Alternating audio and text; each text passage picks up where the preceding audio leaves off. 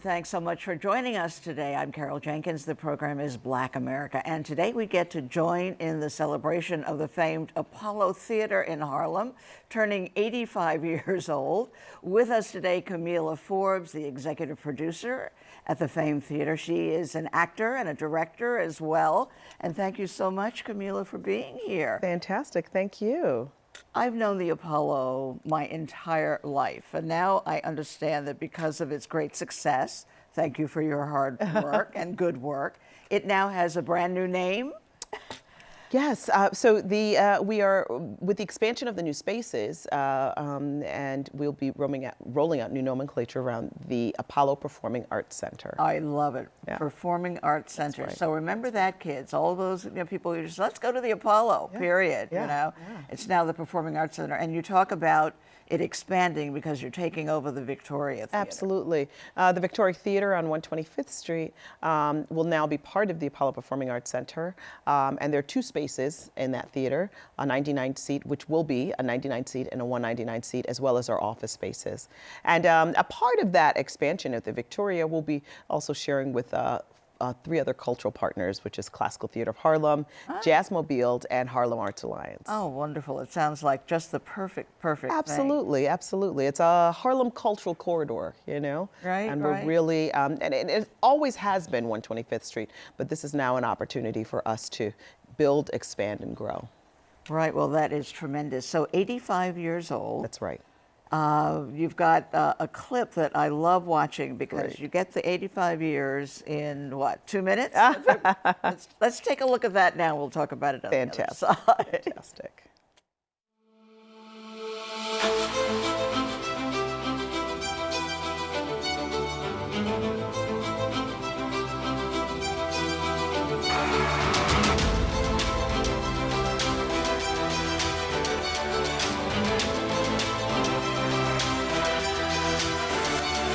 Thanks for changing all our lives.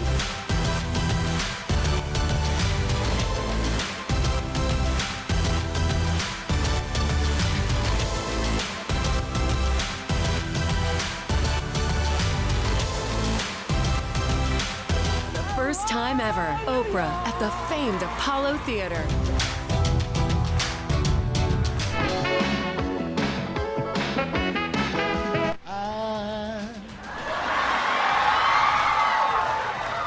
So in love with you.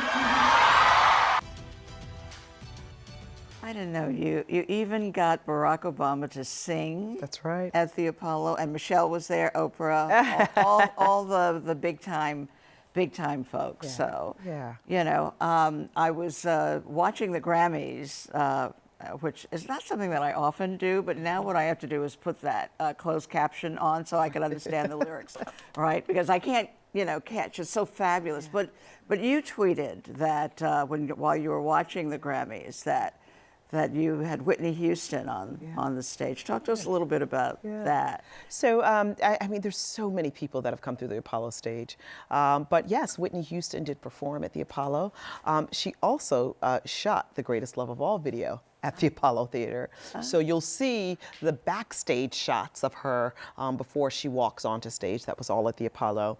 And then there's a scene in which she's in sort of a soundstage studio, almost like this one, and that's at our upstairs soundstage music, what we call the Music Cafe now, that she shot that. So there's a lot of stories that sit inside the building. Right, right, I know. And recently you become known for when our stars pass away, that their names are on the marquee, and you always have to. Absolutely.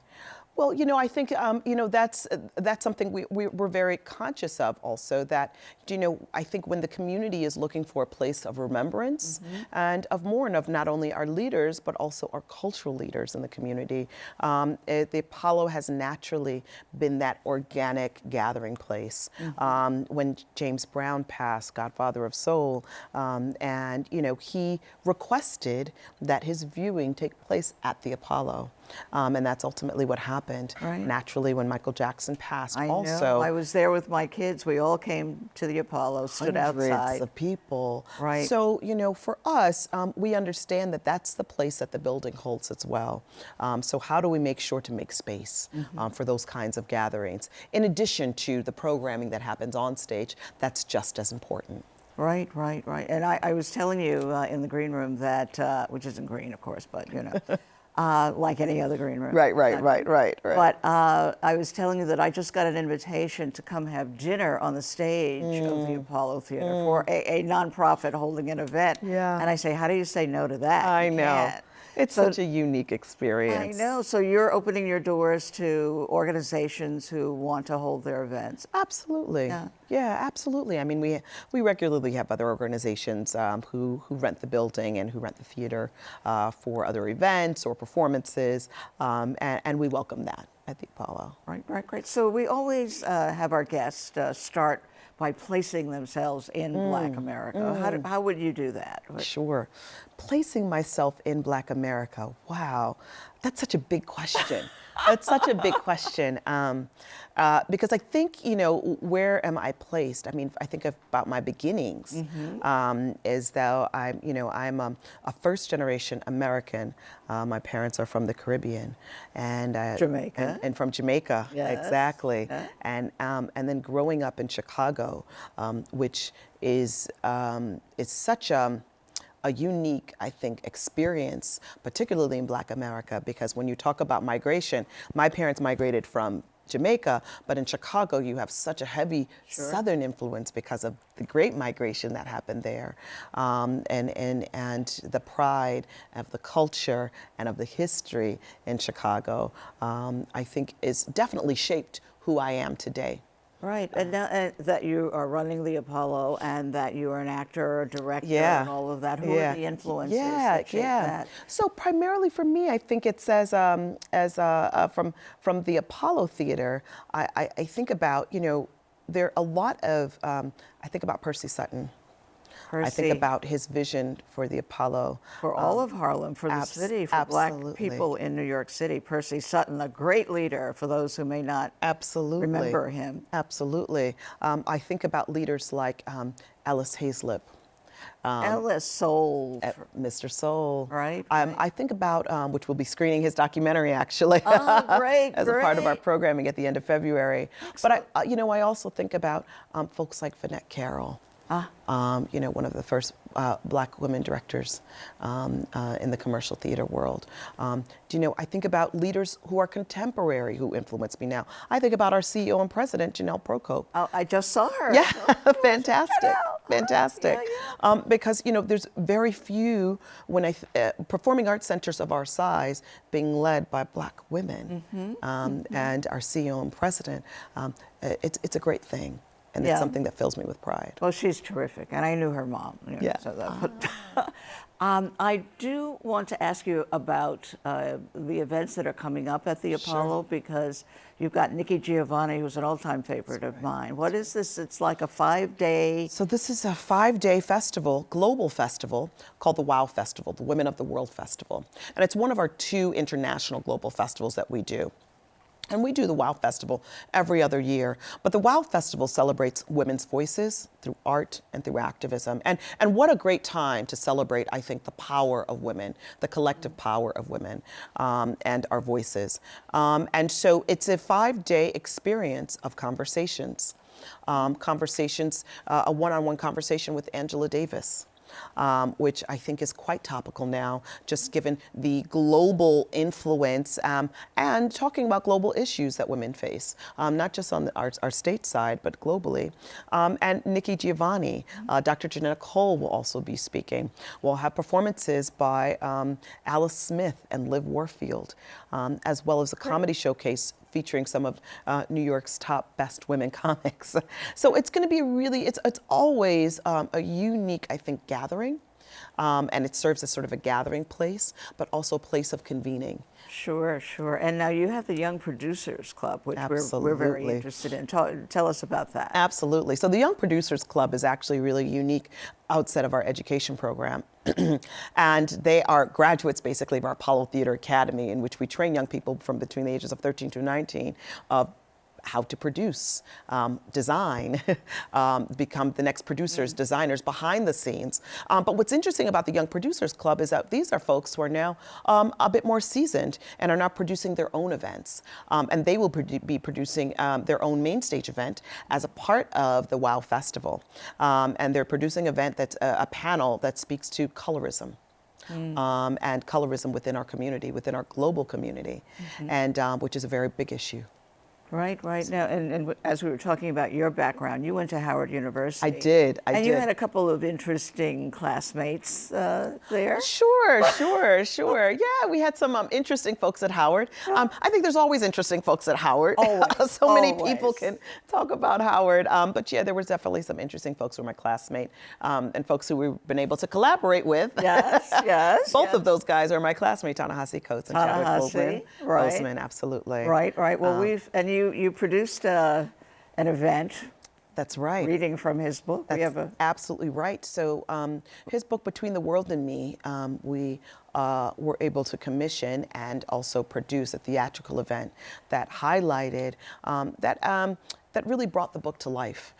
We commissioned Jason Moran, the jazz composer and pianist, to compose an original score also to the event as well. Now, we've got a clip with Angela fantastic. Bassett. Let's take a look at that and talk more about it on the other side. I was there, Samari.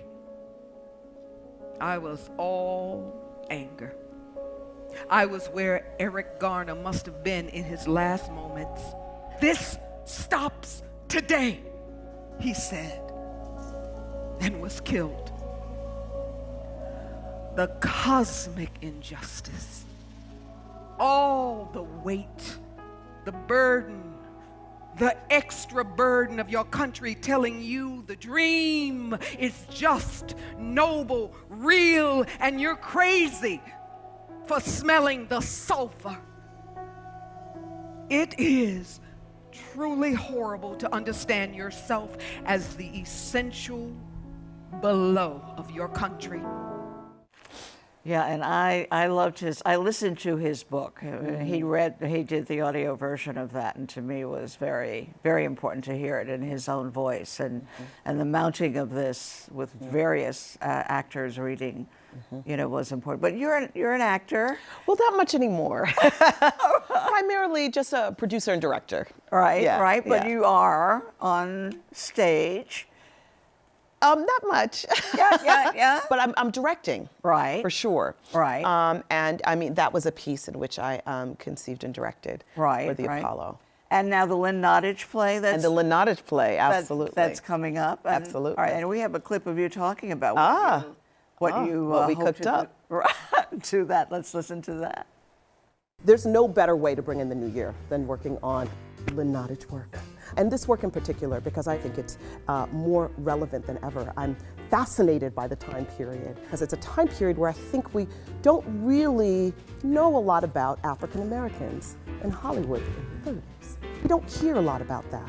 Or in 40s, 50s, 60s. I mean, I can go on, and I think what you've done here is we've weaved together a tale in which voices that were rendered invisible are now visible.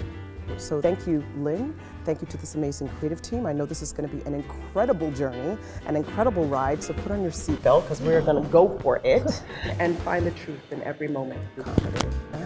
Thank you.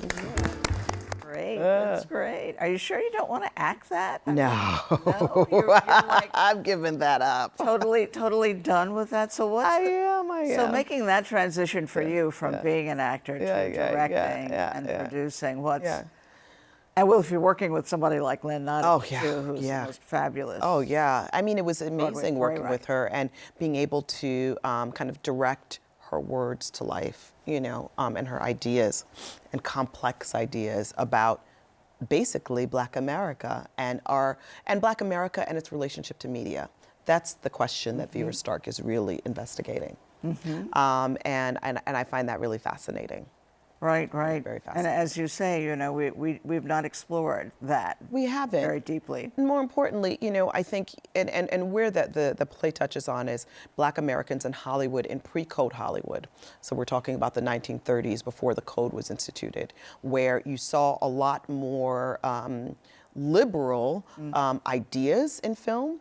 You saw blacks in far more complex characters, and there was and African Americans and whites in on equal footing as character relationships, interracial relationships on screen that we don't see again until the 60s and the 70s. So I think it was a very interesting time, because I think what we relegate when we think about the 30s, what we think about films and blacks during the 40s and 50s, it's really steeped into the world of where we're relegated more as window dressing than we are as the main course, right?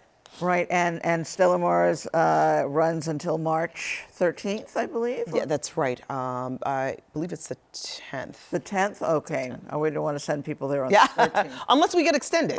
Right, Unless right, we get as well you extended, because could be. that might be. But it's the Pershing Square Signature Theater. That's exactly right. Okay, It's at great, the Pershing great, Square until the 10th. Signature, So yeah. be sure to That's get right. yourselves down there. Let's That's talk right. a little bit about, we're used to the Apollo scene as musical performance. Yeah. But now with this expansion, you are beginning to do more Sure. dramatic plays, comedies. Absolutely. And, you know, well, comedy has always been, I think, a part of our DNA. So about 4 years ago, we launched the Comedy Cafe, where we have a monthly series of up-and-coming comics, not only from New York, but actually from the region, that perform, and it's always a fun night. But I would say for the last 10 years, we have been building and instituting this push around a performing arts center as a multidisciplinary arts institution, where music sits at the core, but is not all that we do. So for instance, last season, we commissioned and produced an opera that was directed by Bill T. Jones. The book was by Mark Bamuti Joseph out of the Bay Area, and the composer was Daniel Bernard Romaine, who's a fabulous composer based in New York. And the opera highlighted and was inspired by the events of the MOVE organization and the MOVE bombing that took place in 1985 in Philadelphia. Right. And it was a fabulous piece of work. Again, music at its core, talking about a very important and urgent social issue, not only in 1985, but that we still grapple with today, the over-policing of our neighborhoods. And so that was a work that was commissioned and premiered at the Apollo, as well as at Opera Philadelphia, who are our partners in that. And then went over to the Dutch National Opera, Paris National Opera, and we hope also will be at the Hackney Empire in the UK and also Chicago. Wow, quite a coup. Yeah. That's another element, activity that throughout the years has been extremely popular is amateur night. Absolutely. At the Apollo, which is a big leap from opera going off to Sure. your opera houses. Absolutely. But talk to us about amateur night. Amateur Night is a tradition, a legacy tradition that has been going on for the last 85 years. You know, Amateur Night is one of those shows that it predates American Idol, it predates The Voice, right? It's one of our real first competition shows. But every single Wednesday night, it is a fun time. Every single Wednesday. Every night. single Wednesday. Every single Wednesday. And where do folks come from still? All over. Yeah. And when all over, I mean all over globally. Right. We have a contingency of contestants from Asia who fly themselves in to compete on the Apollo stage as a part of Amateur Night every Wednesday. And folks as far as Cincinnati, folks as far as the Bronx, right? So it's all a mix. It's all a mix. And what are some of the recent stories of success of people? Do you have any who've come to the Apollo and have gone? Always, Yeah. always.